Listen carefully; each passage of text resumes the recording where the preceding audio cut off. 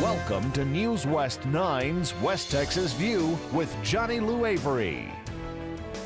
We're so glad to have you join us today, and you're going to enjoy meeting Paul Acosta. He's the Associate Director of the Nonprofit Management Center of the Permian Basin.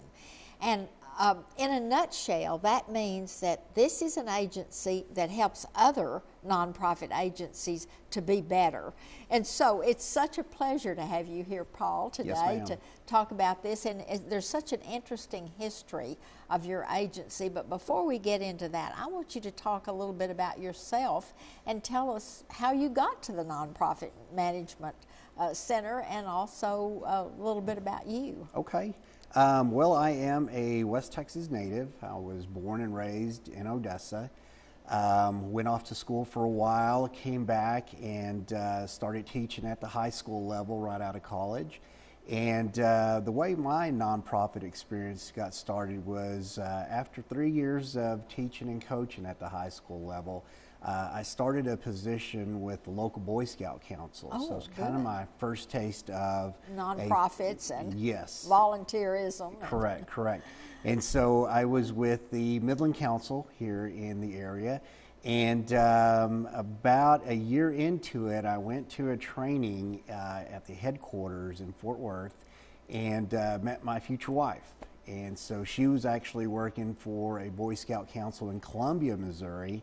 So about after a year, I was able to transfer up there and work for the Boy Scout Council there in Columbia, Missouri. So in all, I was in Missouri and Columbia and St. Louis from 2002 through 2008, and returned in 2010 through 2002 through 2010. And returned to be the agency director at Casa de Amigos. Oh, good. And then from there, it was just an easy step to go. From there was an opportunity to work for the Nonprofit Management Center, and I just thought it was a great career opportunity, and fortunately and thankfully, I'm blessed to be there. Well, before we get into the services you provide, tell us a little bit about the history and evolution. Okay. Because it started out as a part of... Yes, the Nonprofit Management Center actually started out as a part of a program provided by the Permian Basin Area Foundation. It was started initially by a grant from the Meadows Foundation, and what they were looking at is having these types of either libraries or nonprofit management centers throughout the state of Texas to help a lot of needs that were coming to the forefront for some of these organizations. Struggling agencies that have a real need and a mission, but they don't really know how to set up their base of operation so that they will use the money. Yes, ma'am. For its mission. And so we were a program of the Permian Basin Area Foundation for, I believe, 12 to 13 years. And Guy McCrary, who is the CEO of the Permian Basin Area Foundation, was a great person to work with. But at the time, we noticed that it was probably time for us to leave the nest and spread our own wings.